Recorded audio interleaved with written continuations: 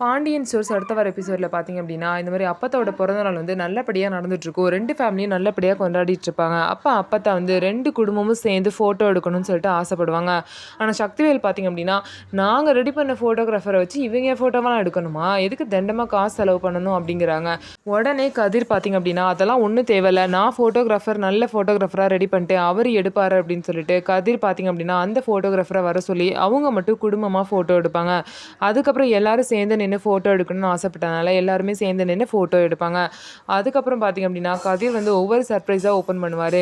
அப்பத்தாக்காக பார்த்தீங்க அப்படின்னா, தாத்தா எப்படி இருப்பாருன்னு சொல்லிட்டு ராஜு மூலியமா ஒரு ஆர்டிஸ்ட் கிட்ட சொல்லி, தாத்தாவ வரைஞ்சி, அத ஒரு பெரிய ஃபோட்டோவா வந்து தாத்தா ஃபோட்டோவா பாட்டிக்கு கிஃப்ட் பண்ணுவாங்க.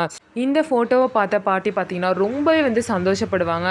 எல்லாரும் பார்த்தீங்க அப்படின்னா, தங்க நகை அது இதுன்னு கிஃப்ட் குடுத்தாலும், இந்த கிஃப்ட் தான் பாட்டிக்கு ரொம்பவே பிடிச்ச கிஃப்ட்டா இருக்கு. கதிர் இப்படி ஒரு சர்ப்ரைஸ் பண்ணுவான்னு சொல்லிட்டு யாருமே எதிர்பார்க்கல. அப்படி ஒரு அழகான சர்ப்ரைஸா கதிர் வந்து பண்ணியிருக்காரு. இத நினைச்சு பார்த்தீங்கன்னா, அந்த குடும்பமே ரொம்பவே சந்தோஷமா இருக்காங்க. நல்லபடியா அப்பத்தாவோட பிறந்த நாள முடிச்சுட்டு, அப்பத்தா கிட்ட எல்லாரும் ஆசீர்வாதம் வாங்கிட்டு, அன்னதானம்லாம் முடிச்சுட்டு அங்கருந்து கிளம்புறாங்க. ஸோ நம்ம வீடியோ உங்களுக்கு பிடிச்சிருந்தா நம்ம வீடியோவ லைக் பண்ணிக்கோங்க. மறக்காம நம்மளோட சேனல சப்ஸ்கிரைப் பண்ணிட்டு பாருங்க.